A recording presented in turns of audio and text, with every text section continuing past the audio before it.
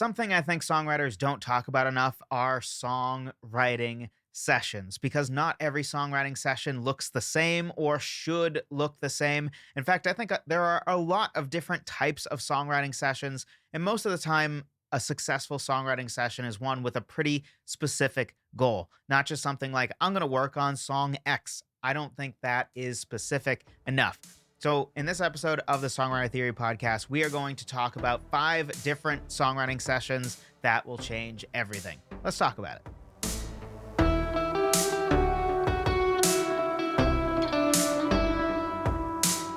Hello, friend. Welcome to another episode of the Songwriter Theory Podcast. I'm your host, as always, Joseph Vidala. Honored that you take some time out of your busy day, your busy week to talk songwriting with me. It's coming out a bit later than usual, but I was sick with the flu for a week, so that's why this got delayed. And my apologies in advance for any coughing. I will be sure to try to do it not into the mic or anything, but still recovering from that. If you haven't already, be sure to grab my free guide, 20 different ways to start writing a song, because a great way to make sure you don't get creatively stuck is simply by starting in different spots, starting with different things, not always starting with a chord progression, not always starting with a bass line, not always starting with lyrics, not always starting with music. Sometimes changing it up is a great way to stay creatively fresh and get some different results with your songs. And something I don't talk about probably as much as I should, but these aren't just 20 ways to start a song, but they can be 20 different ways to start any given song section. So if you wrote your first verse, and that first verse is built off of a sweet bass line, that's how you started your song, and now you're sort of stuck on the chorus, or you're trying to figure out where the chorus needs to go, you can, again, go to 20 different ways to start writing a song, but in this case, you're actually starting a song section, because just because you started the verse with the bass line doesn't mean that you can't start your chorus with something different, like your melody, or with a piano riff, or something else. So be sure to check that out at songwritertheory.com/free guide. So let's dive into the songwriting sessions that we are talking about. And the first one is right at the beginning. It's an idea gathering songwriting session. And you could even argue this isn't really even a songwriting session, because it's sort of a pre-songwriting session, or as sometimes I like to think of it, a song developing session. And really that wording comes from a lot of times in movies, they'll say like a movie is in development. And what that means, what that usually refers to, is the process before you actually start making the movie in the way that most of us think of making a movie. So principal photography is when they actually start to film the movie. It's really getting made. But development is sort of that stage where they're kicking around ideas. They're trying to figure out, maybe casting. They're trying to figure out, what's the right budget for this movie? Is this something that we can do with the budget that we have? All those sorts of things. It's really the pre-movie making stage, if you will. So in the same way, there's no reason that we as songwriters can't have essentially a pre-songwriting stage. In fact, I think it's a great idea. Authors do the same thing, right? Most of the time, an author doesn't just sit and start writing a book. Some do, but a lot plan beforehand, right? They'll do exercises to really flesh out their characters and make sure they understand their characters before they start writing for them. They don't discover their characters as they write the book. They already know their characters before they write the book. Or they know the general plot points, right? They try to outline the book, make sure that the story arc makes sense and it resonates with the characters and it makes sense. All the characters' decisions make sense before you actually put the proverbial pen to paper. So this is something that I think we should do more often in songwriting. I don't think we need to do as much of it, right? Because a book is a pretty big endeavor. There's a lot when it comes to characters and story, and songs have less. So, there's no reason to spend months developing a song before you actually write it in the way that maybe it does make sense to do for a book. But there's something glorious just about having no pressure to come up with a song idea and immediately execute on it. There's something just great about that. Because an idea gathering songwriting session, you're not actually trying to write a song. You're really not even trying to figure out what is a good idea for a song. You have one job: gather ideas. You're not worried about whether the ideas are rotten or great. You're not worried about anything like that. That's for later in the process. For now, you just want to go find ideas and find as many ideas as you can. And really, we're trying to maximize the pool of ideas we have that we actually go execute on.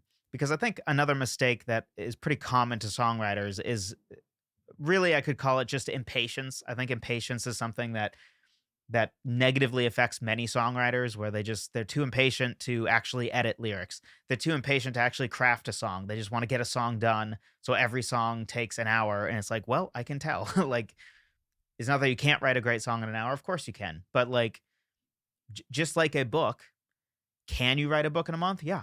But on average, if you took a million authors and said, okay, write a book in a month, and took those same million authors and said, okay, now write a book in a year, of course, on average, the yearbooks are going to be way better. That's why authors take a year to write a book, right? This is the whole process, not just the writing part, editing, all that sort of thing. But usually it's, an author comes out with a book something like once every 6 months if they're pretty fast, or a year on the slower side. And I think sometimes songwriters struggle with impatience, where they're impatient to start writing a song, they're impatient to finish a song, they're impatient to just put out there whether the lyrics make sense or not, whether the lyrics are really something powerful or not. They're just like, oh, it's done, it's done. We think too improvisationally, I think, sometimes when it comes to songwriting, which we'll talk about a little bit more for songwriting session 2. But a part of the beauty of this is it forces us to come up with more ideas, and then we can choose the best ideas for our songs. Because the pressure of, I'm going to come up with a great idea and immediately execute on it, probably the idea sucks, right? If you and I right now were to try to think through a song idea, and we were to go write a song off of the first idea that we have that's halfway decent, by tomorrow we might think that was a stupid idea. Why do we even make a song off of that? But when you have a giant pool of ideas, it allows you to pull from the best ideas you have, and it also allows you to pull from the ideas that most resonate with you at the moment. Because, if you got laid off 2 months ago and you were ticked at your boss because, you feel like you were not the right person to get laid off, blah, blah, blah, so you're ticked about it. Now, 2 months later, when you have a better job and maybe you're not bitter about it anymore, maybe right now is not the time to write that song. Right? Maybe in 2 months, when you have a new boss and they're kind of annoying you too, or something, then maybe that brings back the emotions that you had when you were laid off. And maybe now that's the time to write the song. So there's an element of that too, right? Where, some nights or some days, writing a sweet love song might be something that makes sense based on how you're feeling. And other days, you couldn't do that if you tried, but you can write a bitter, angry song. So when you have a giant pool of ideas to work off of, it allows you the luxury of sort of working on a song that best fits where you are at right now, mentally, emotionally, etc. And it also allows you to be more picky, where, if you have 30 ideas and you're only writing one song off of one of those ideas, you get to pick the best idea of 30, which is probably a much better idea than just coming up with an idea and immediately executing on it. Because now it's one of one idea. That idea might have sucked. You might have just written a whole song in an hour or something, that already you wrote a song in an hour. So on average, they're probably not going to be that great. It's probably going to need a little more crafting after the fact. And you might have built it on an idea that wasn't even a good idea to begin with, which you can still have great songs off of not great ideas. I think ideas are somewhat overrated to a degree. But ideally, if you're going to spend time writing a song, don't you want it to be on some of your best ideas? And a great way to have best ideas is to have a long list of ideas. In fact, again, this goes back to a mistake that I think a lot of songwriters make. Our ideas should far outpace our songs. Far outpace. You should have something like 20 ideas for every one song you write, or 10 ideas for every one song you write, at least. At least, because if you sit down to just come up with ideas for 15 minutes, you probably have 25 plus ideas. Easily. You might even have more. Maybe you only have 5 ideas. Okay, that still is at a rate of 20 ideas in an hour. And what are you going to do? Release any more than 20 songs in a year? So if you take an hour, have one idea gathering session for 1 hour, you have enough song ideas if you used every single one for the whole year. So no matter how you look at it, it just seems silly to ever be in a situation where you came up with 20 song ideas this year and all 20 of those ideas turned into songs. Why? There's no reason for it. Just spend an extra 3-4 hours just gathering ideas, and you might have 20 better ideas to then build 20 songs off of. And for the most part here, we're talking about lyrical ideas. And There are many great ways to gather lyrical ideas. One is just sit with a pen and paper and just write down anything that comes to mind, a cool word, a song title that you think would be interesting, a piece of symbolism that resonates with you. You might not even know what it means yet, but you're just like, ooh, shadow of the tiger. That sounds cool. I don't know what it would mean, but it sounds cool. So write it down. You can figure out later if it has a sensical meaning, if it's worth actually developing further. You don't have to worry about that part here. Turn off that editor portion of your brain. Turn off that portion of your brain that says, that's a bad idea. You suck. Turn that part of your brain off as much as you can because it's not helpful to this. And that's the glory of this songwriting session, is very clear about just produce as many ideas as possible. Turn the editor off. Your job is not even to find a good idea. It's just to gather ideas as quickly as you can and as many as you can. Something else you can do is look up, like Google Images, look up art, go to an art museum. If you're somebody that really, computer screens hinder your creativity, go to a local art museum, take a pen and paper and decide you're going to go to the art museum, maybe with your spouse, significant other, kids, whatever. And you're going to bring a pen and paper and you're going to write every little idea that you get by going to the art museum. That can be a great way to go. And that might be enough ideas. Going to the art museum once might provide enough ideas for songs for the next 3 years, right? So just taking the time to have an idea gathering songwriting session, I think, is a great way to go. You almost certainly won't regret it, and they're just a lot of fun. And then sort of the other side of the coin is an improvisation songwriting session. And if idea gathering tends to be more on the lyrical side of things, improvisation is sort of the equivalent on the musical side of things. So this is where we are just trying to get in our instrumentalist mindset and just kind of try to create magic by just going. Just play. Just play until you find that guitar riff that resonates with you. Just play on the piano until you hit 3 notes in a row that's like, ooh, that's the start of a magical melody that resonates with me. Or just sing or hum randomly in the shower or anywhere else in the car. And, in that moment where you're like, ooh, I kind of got goosebumps from that melody I just made up. That's your hint. That's something that's worth developing further into a song. So this is essentially doing the same thing, gathering ideas, but instead these are musical ideas.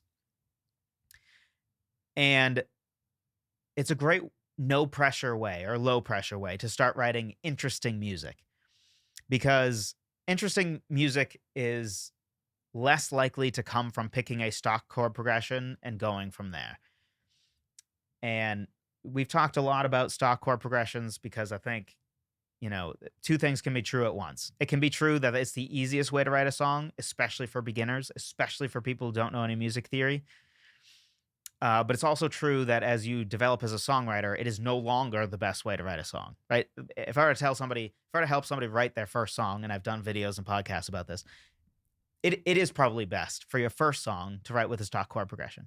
But if you're on song 20, 30, and you're still just using stock chord progressions, you are massively missing out. Because we're choosing to build our song on a, by definition, cookie cutter foundation, right? Why would you do that? That's essentially like saying, I'm going to build my whole book off of, I'm just going to do the hero's journey. Like the hero's journey is by definition cookie cutter. That doesn't mean you can't make something magical off of it, right? The original Star Wars trilogy is great, fantastic, and it's off of the hero's journey. Now, also it benefits from, at the time, most movies and stuff weren't built off of that. So now it would feel a little like, okay, here we go again. Whereas when Star Wars did it, whenever you're the first, you kind of have the advantage of it's like if somebody sounded exactly like the Beatles today, you'd be like, oh, it's so derivative. Meanwhile, the same person is like, the Beatles are the goats. So, as the glory of being first is you get credit that maybe sometimes you don't deserve, but, or you do deserve because you were the first. But anyway, by definition, if you start your song on a stock, well-used, overused chord progression, you are building your song off of something that is by definition uninteresting, right? Because uninteresting is almost, when it comes to creative, is something that's just not different. It's the same old, same old. We've all heard it a million times before. If you start with the same stock characters for a movie, why would you do that? You should build your movie off of a cool, different, likable character. Or you should build it off of, be like Christopher Nolan, build your movie off of a really cool concept, like entering people's dreams for Inception, or The Prestige, which is a cool concept with magicians back in the 1800s or something. But why build your song off of a cookie cutter foundation when you can build it off of not a cookie cutter foundation? And that's what improvisation gets us. Instead of building your song now off of, oh, I guess I'll use the 1-5-6-4 or the 1-4-5-4. Instead of that, you're playing on your instrument or using your voice to try to find some magic that then you can build your song off of. That way, if you come up with a sweet bass line, now you're building your song off of a foundation that is already interesting. Unlike the chord progression, which probably isn't interesting. Now you have this really sweet bass line that, because you improvised for an hour, you've got this awesome bass line. And that can be maybe the bass line for your verse or maybe for your chorus. And now you can build a melody on top of that and then figure out the chords from there and write the lyrics and do the rest of the normal songwriting process. But at least now you've built it on an intriguing foundation. You've built your song off of a good idea instead of a, by definition, cookie cutter idea. And also, improvisation is just fun. Like, to me, if you don't enjoy the process of gathering ideas and whether musically or lyrically, then you probably are not going to enjoy songwriting, because this is like the most fun portion. This is where there's the least struggle. Because an improvisation songwriting session is sit down for half an hour and just play on your instrument. See if you can find something super cool. There's nothing really to get frustrated about.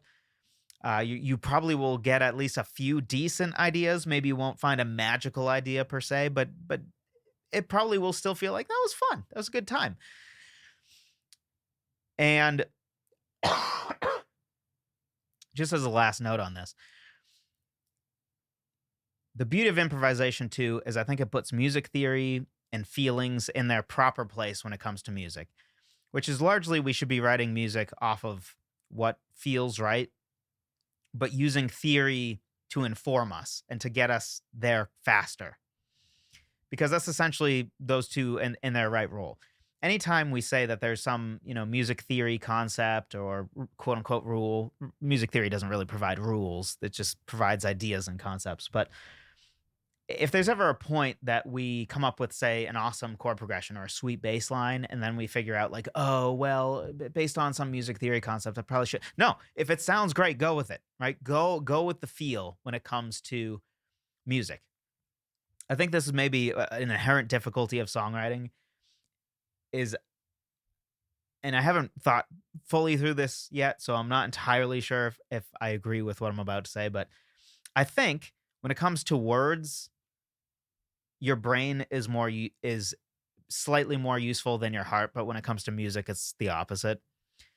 Because I think like trusting your gut, going with the improvised part, or just doing what feels right, often is going to result in the best music. Which doesn't mean we don't use music theory to inform it. Of course, that's going to help. But ultimately, going with your gut, going with the feel. But I think with lyrics, it tends to be a more, this is why books, any form of writing, right? Every form of writer except songwriter acknowledges that the editing process is the most important part when it comes to words. Whether you're writing essays, articles in a newspaper that don't really even exist anymore and suck, but whatever. Back in the day, they were legitimate, I guess. Whether you're writing a book, a screenplay, editing is where usually the magic happens. You take something that's kind of a good idea but rough around the edges, not actually good, and you form it into something good in the editing. And that's true, I think, with lyrics too. So I think a hard part of songwriting is switching our brain back and forth, because some of the things that will make you strong as a music writer are actually weaknesses as a lyricist, I think, and then vice versa. So improvisation, great songwriting session. So we've talked about idea gathering. That's basically lyric ideas, and improvisation, which is essentially music ideas. Then we have 1 hour song drafts, or what I call song sprints. And I've talked about this a decent amount recently, especially if you've been listening to me going through your answers to what your biggest songwriting struggles are. But maybe you may or may not have been keeping up on those, which is totally fine. I don't want to make, I will re-say it here just in case. And, or if you're new here, you could be new here as well. But I think something that probably every creative person, but certainly songwriters need to think about is, where are you on the spectrum of obsessing over quantity versus obsessing over quality? Or seen another way, are you somebody that leans towards, if anything, you are too busy just pumping out song after song to actually take some time to maybe edit the song into something better, or spend more time crafting the song to make it better instead of just moving on to the next song before that song is actually done or ready or actually good, right? Well, it's like you write it and it's like a 5 out of 10. And instead of editing it into an 8 out of 10 or a 9 out of 10, you just move on to the next song, which is missed opportunities, right? Or are you somebody on the other side of the spectrum where you spend so much time crafting and obsessing over every single piece of a song that you don't actually get songs done? And probably all of us are going to fall into one of these two camps. And I think regardless of what camp you're in, you need to be cognizant of that and push yourself towards the other camp. Partially because I think probably the best is somewhere in the middle, right? If you tinker too much and you only write 2 songs a year, that's a problem. If you write 200 songs a year, but they're all crap, that's a problem too.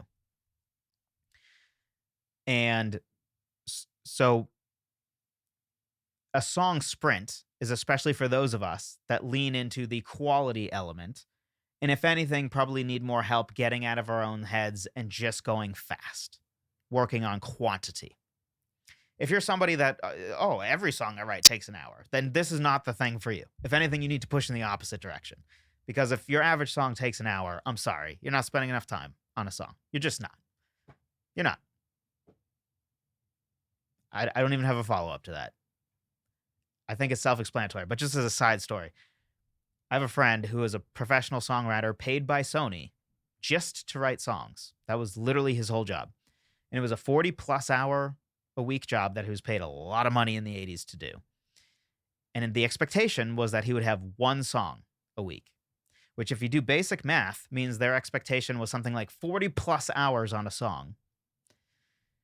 So if you think 1 hour is plenty on a song, but Sony thought 40 hours plus on a song, those numbers are wildly different. Wildly different. So maybe 1 hour is not enough. Can you write a great song in an hour? Yes, absolutely. You can write a great song in 15 minutes. It's been done before. But that's the exception, not the rule.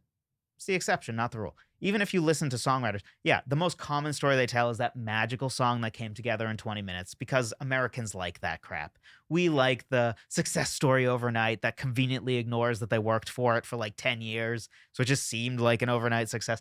We eat up the stories where we can delude ourselves that, I don't need to work to earn it. I just magically, there's this moment, or I go perform at an open mic and somebody really important is there. So the first open mic I go to, I get discovered, whatever that means. And, and then it's just easy from there. We love that story, even though it's very much the exception, not the rule. So I think that's why those get told the most. But any songwriter, if you listen to the full story, most songs, there's a struggle. Sometimes it takes a while of revisiting the song because the lyric just isn't working, or I just couldn't figure out the bridge. And a lot of it is not time necessarily even spent writing, as much as it's resting on the idea or tinkering with the idea. There's a bunch of different things that go into it. It's not usually like it took 50 hours of active work finishing a song. It's not necessarily that. Sometimes it's just sitting there and listening to the song and thinking, what is it? What is it that about this that isn't resonating with me? What is it about that lyric that makes me cringe? And then figuring out how to rework it. So anyway, if you're a person that averages 1 hour a song, look, you need to push in the opposite direction. But for those of us that, if anything, are in the other camp, where, if anything, we probably spend too much time obsessing over every little detail, a good habit to get into is a song sprint. Because it forces us to get out of our own heads, trains us to stop overthinking. if we are falling into the trap of overthinking, and also trains us to be biased towards finishing over perfection, because perfectionism is a double-edged sword, like most things, right? I think you need a little bit of it, otherwise your standards are too low. But if you have too much of it, you never get anything done because nothing's ever going to be perfect, right? So it has value. I think people who don't have any perfectionism at all and have no artistic standards at all, they just pump out like, oh, it took me 20 minutes, pump it out just the way it is. Like, well, you have no standards, right? You have no artistic standards. And that's fine. But like, I don't know. Don't be upset when people are like, yep, that song exists. That's what's going to happen. Like, on average, a 20-minute song is going to sound like a 20-minute song. Shocker, I know. It's almost like if you or I wrote a book in 2 weeks, it probably would look like a book that took 2 weeks. And books that take a year, on average, are going to look way better. It's almost like there's a reason for that. It's so weird to me how we know that's true in literally everything, but then like deny it when it comes to songwriting. Like for anything creatively. If somebody built your house in 2 weeks, you would be like, oh, I'm sorry, I am not entering that house. Explain how you built my whole house in 2 weeks, right? Or if somebody built you a piece of software and it took 2 weeks and you're like, I don't know, that's a pretty involved web app. You built that in 2 weeks? What's the code look like? Is it like really buggy and bad? Like what? There's got to be something's got to give. We know this for literally everything, except we deny it when it comes to songwriting. But anyway, song drafts or song sprints, which to me should result in song drafts, not necessarily finished songs. Now they're finished in the sense that they, have all the parts, but most of the time, if you do a song sprint, I think what you will get, probably most of the time, not always, is a finished draft of a song that then you can edit and craft into something better. Maybe the bridge needs to be reworked because the music just wasn't working for the bridge. Or maybe, the lyrics need a lot of work, is probably most likely to be the case. But at least trains us into being biased towards getting things done. And it also reduces sort of the perceived value of each individual song in a good way, I think, in the same way that we want to do with ideas. Where, if I'm going to finish one song a week, guaranteed, because I'm going to do one song sprint a week, and I'm also going to do, more in-depth crafting for my other songs throughout the week. But I know that at the very minimum, I'm going to finish one song a week. That helps you to not fall overly in love with any specific song, and then you're less likely to obsess and just overly tinker on one song, because, the reality is value is somewhat seen as how many right? If you finish 2 songs a year, the amount of pressure and value on each one of those songs is huge, right? If you write 200 songs in a year, you probably don't remember or even care about half the songs. Now, I think that's too far in one direction, and 2 is too far in the other. I don't know where the sweet spot is. Probably 20 to 50 songs a year is probably the sweet spot. 15 to 50, somewhere in there. But song sprints, especially for those of you that are more like me, which is probably a lot of you because you listen to this podcast, but people who spend time, if anything, too much time crafting, obsessing, maybe not finishing. Songwriting session number 4, song developing. So we touched on this, but I think this is another thing that is often missed that can be so helpful. It's just taking time to flesh out a song, the background of the song, maybe the outline of the song, right? What you're communicating each song section. What does the chorus have to say? What does the first verse have to say versus the second verse? Making sure that they have something different to say. They have something to contribute to the conversation. We're not just repeating ourselves. Developing the characters a little bit more. Figuring out the symbolism.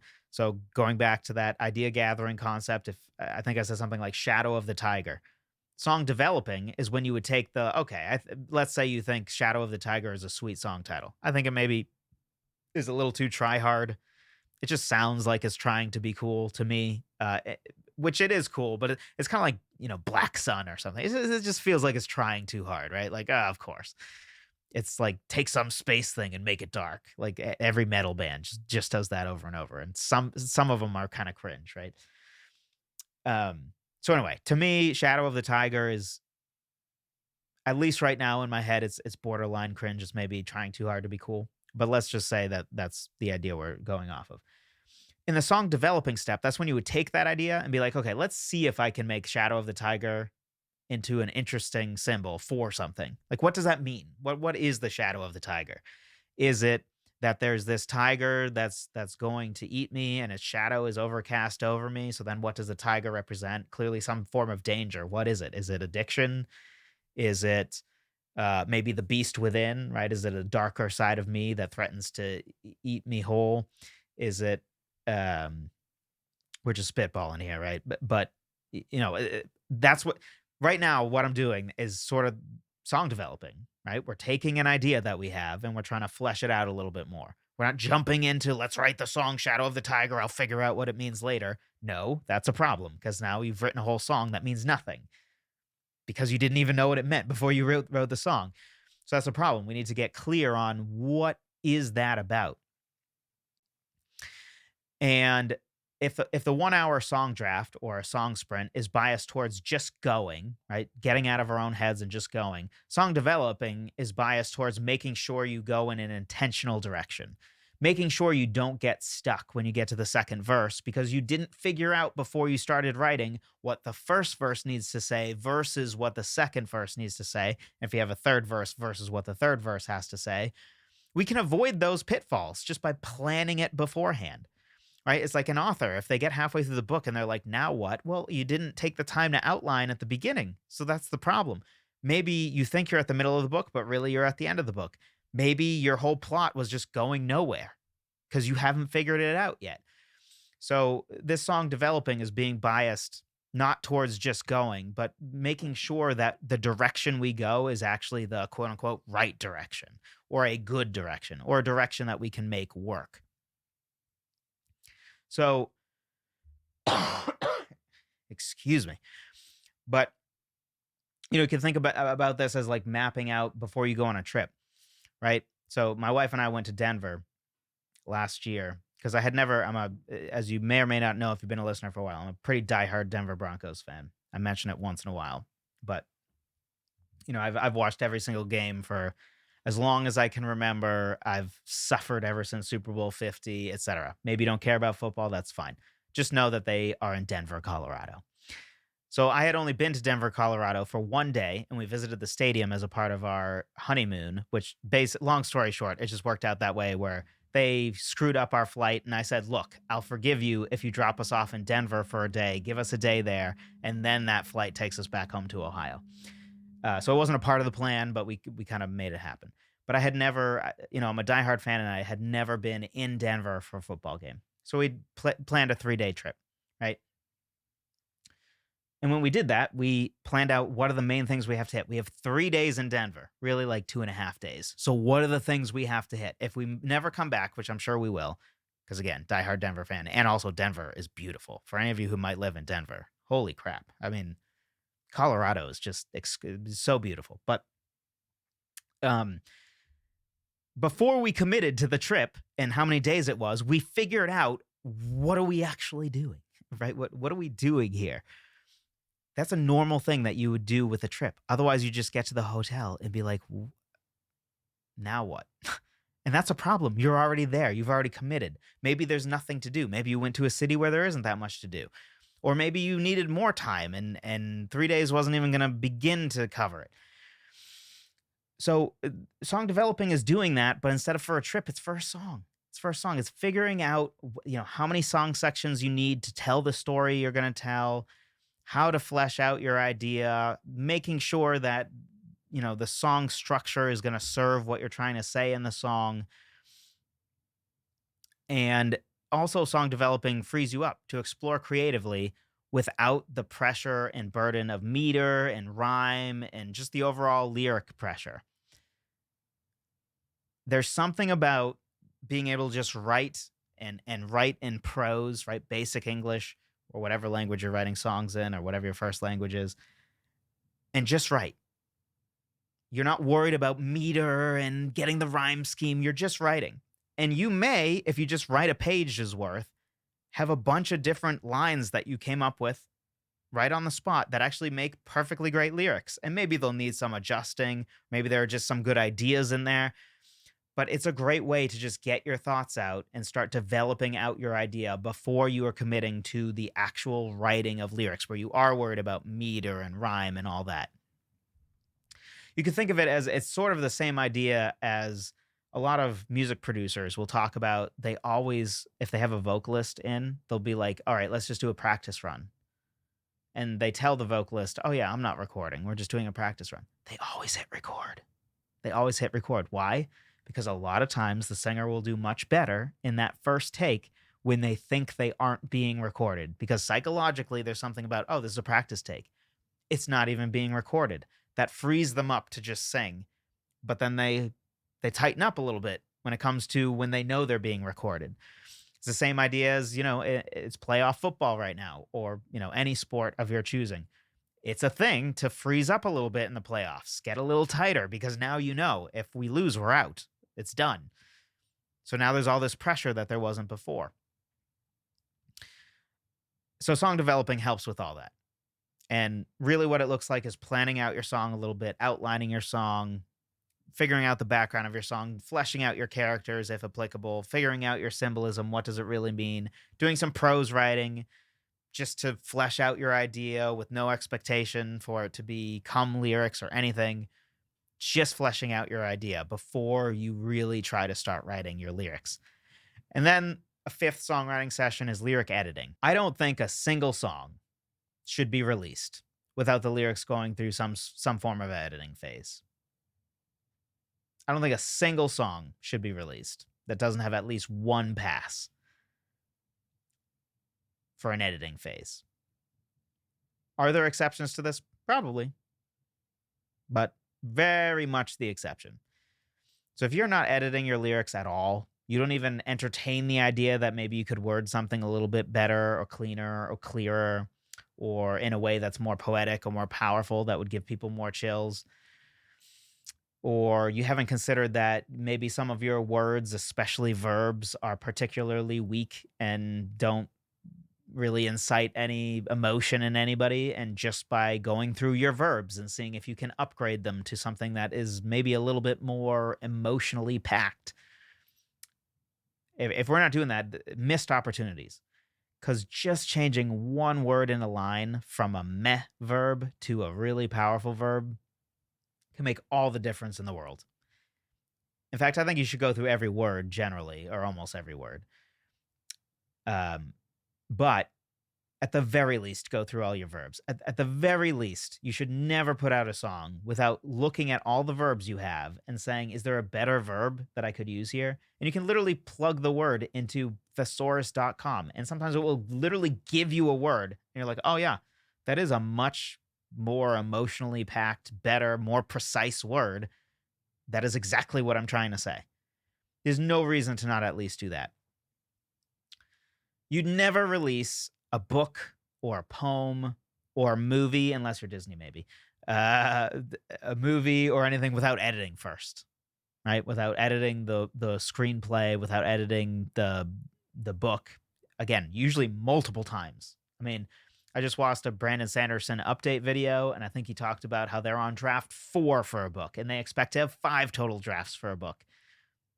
That's what writing a book looks like, right? That's what writing looks like, is you have to edit. And a common phrase, or at least one that I heard a lot specifically in college from my composition professor that's really stuck with me, because the more I've written, the more it seems obviously true to me. Writing is editing. And all he meant was, it's a very concise way of saying that most of the final quality of your writing is created not in the writing process, not in the first draft. It's created in the editing process, where you find better ways to word things, where you clean up the clunky wording, where you find better words. You think about sentences that just don't feel like they're quite working, so maybe they should just be cut out. Maybe they need to be changed. Maybe they just need a verb change, and all of a sudden they work much better. Maybe you need to get rid of your adjectives, which didn't really add much. They just kind of get in the way.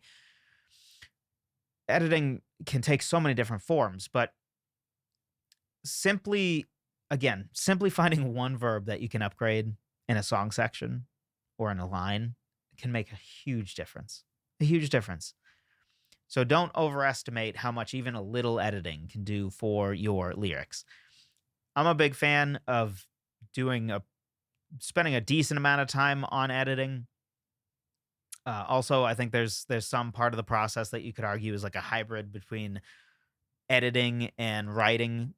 Some people call this rewriting, right? I technically put this in my editing process. That's when you technically have written a line, but instead of trying to fix the line, you entertain the idea that maybe the line is inherently broken. So you just rewrite the line, right? Is that editing or is that writing? I don't know. It's kind of both, right? Because you're taking a written line that the writing has already been done for, and you are rewriting because in the editing process you saw that line wasn't working, right? So it's kind of a hybrid. I personally put it in the editing process. Doesn't really matter, but that's a part of editing too, right? Rewriting. Another common phrase, somebody brought this up in the live stream. I think a commenter brought this up, but they said writing is rewriting, right? That's very common. It's similar to the writing is editing phrase. It means sort of the same thing, right? That rewriting or editing, that's where the magic is made. That's where you get from a good idea that's met in execution to something that is actually good. So 5 songwriting sessions: idea gathering, improvisation, 1 hour song draft, or what I call a song sprint, song developing, and lyric editing. If you aren't having these as songwriting sessions, you totally should. Totally give them all a shot. Probably more than one shot. See which ones work for you. I have a feeling all of them will work for you. Again, unless you're somebody that leans into quantity over quality, then the 1 hour song draft, you already do that. And you probably, if anything, should do less of it, not more of it. If your average song is something that takes half an hour or an hour, my challenge to you would be pushing the opposite direction, because just like quantity people, or just like quality people need to push towards quantity, or people who obsess about quality need to obsess more about efficiency, being faster. People who are already just obsessed with efficiency maybe need to work on actually crafting a song instead of just pumping out every single idea they come up with. So that's my challenge to you if you're one of those people. If not, all 5 songwriting sessions should be for you. I guess all 5 are for anyone. Just, don't concentrate on it as much if you're somebody that already does that by default. But hopefully this was helpful to you. Again, be sure to grab my free guide, 20 different ways to start writing a song. Again, it can help you with starting a new song section too for a song you've already written. If you already have a bass line for your first verse and you're trying to write your chorus now and you're stuck, you can start with a melody. Just know that it should be in the same key as your bass line. So if you wrote your bass line in A major and now you're trying to start your chorus with a melody, just make sure it's also in A major, because most of the time you don't change keys between song sections. And if you do, it might be something like to the relative minor in the bridge. Of course, there are exceptions, but most of the time your song is going to be largely in one key, maybe with a key change at the end, especially if you're trying to model after 70s music, which seemingly every single song did that. And now it's almost dead. I feel like key changes almost never happen now. If anything, maybe it's time to bring them back. But songwritertheory.com/free guide. Hopefully this episode was helpful to you. Thank you so much for listening. I appreciate every single one of you, and I will talk to you in the next one.